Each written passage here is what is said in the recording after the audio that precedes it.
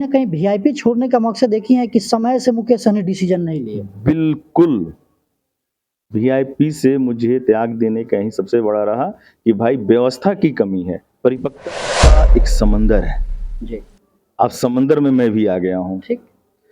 और समंदर से सबको कुछ ना कुछ मिलता है। चुनाव लड़े हैं, तो क्या लगता है कि भाजपा ये डील हुई है कि कल्याणपुर से आपको भाजपा से चुनाव लड़ाया जाएगा? देखिए भाजपा एक समंदर है, इसमें बहुत कुछ मिलता है, कोई खाली नहीं जाता है।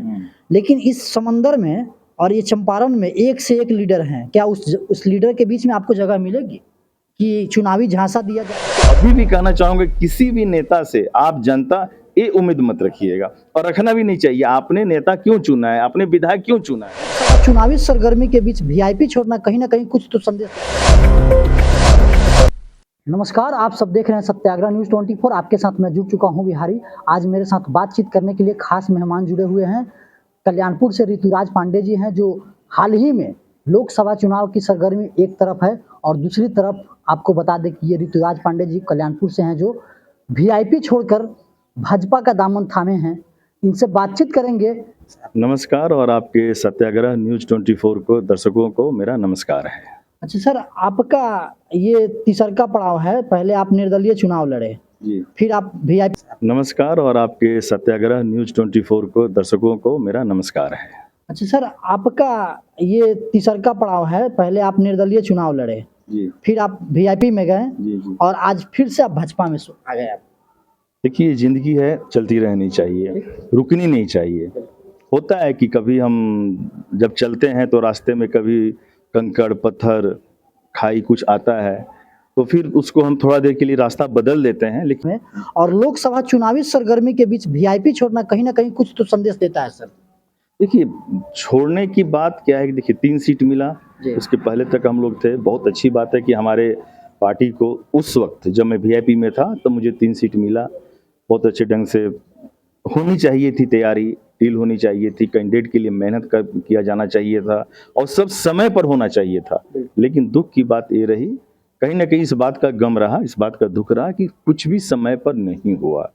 और एक छोटी पार्टियों में देखता हूँ, कहना नहीं चाहिए, मतलब कि जो रीजनल में छोटी पार्टियां हैं उनके अंदर व्यवस्था की तो कमी है। अच्छा, तो कहीं ना कहीं वीआईपी छोड़ने का मकसद एक ही है कि समय से मुकेश सहनी डिसीजन नहीं लिए। बिल्कुल।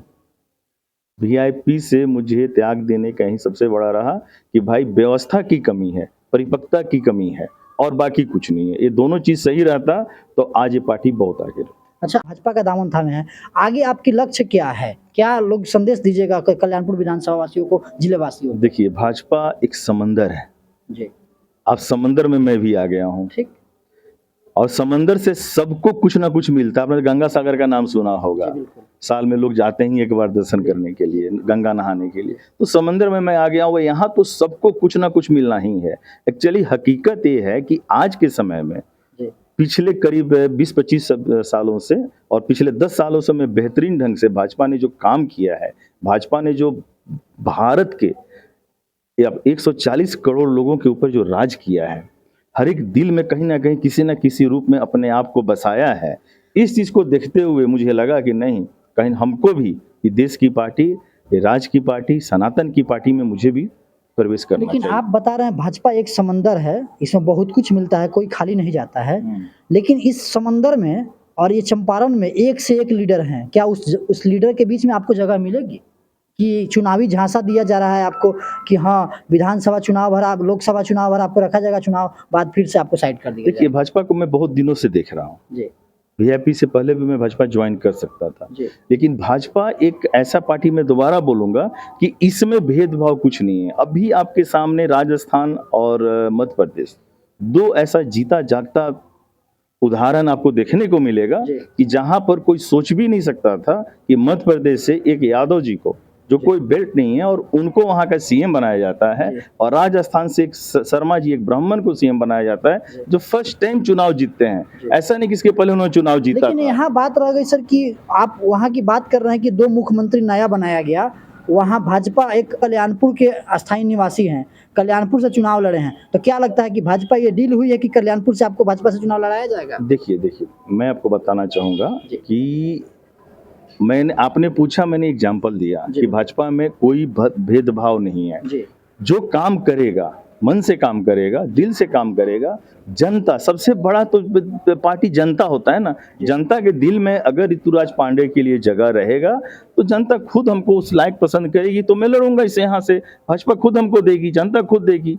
अब यहाँ बात आती है कि लेकिन अभी हम लोग के सामने जो मेन मुद्दा है, अभी हम लोग जिस मुद्दा पे बात कर रहे हैं वो मुद्दा लोकसभा का है। हमारे माननीय सांसद पूर्व मंत्री राधा मोहन सिंह जी की बात हो रही है। आपने बोला ना कि 6-7 टर्म से रह रहे हैं, हम बोलते हैं कि देखिए एक बहुत बड़ी बात मैं बोलने जा रहा हूँ, अगर एक इंसान बहुत अच्छा काम कर रहा है हर एक चीज से, अब चंपारण के विकास के लिए उन्होंने कोई कसर नहीं छोड़ा है। लोग, जब मैं उनमें नहीं था उस पार्टी में, तो मुझे भी बहुत कुछ समझ में नहीं आता था, लोग बहुत सारी बातें करते थे कि मिलते नहीं, ऐसे हैं वैसे हैं। जब मैं गया तब मैं देख रहा हूँ कि वो आदमी 24 घंटा आपकी सेवा में है। अब आप ढूंढिएगा कि भाई आपके शादी में आकर बैठे, आप ढूंढिएगा कि आपके तिलक में आके बैठे, तो मैं तो अभी भी कहना चाहूंगा किसी भी नेता से आप जनता ये उम्मीद मत रखिएगा, और रखना भी नहीं चाहिए। आपने नेता क्यों चुना है, आपने विधायक क्यों चुना है? इसलिए चुना है कि आपके दुख में वो काम आए, आपके लिए काम करें, आपका स्कूल का हो, आपकी शिक्षा का हो, जितनी आपकी चीजें हैं जिससे विकास का काम हो, उनके लिए आपने चुना है। इसलिए थोड़ी चुना है कि आपके शादी में आकर बैठ के द्वार का शोभा बढ़ाएं।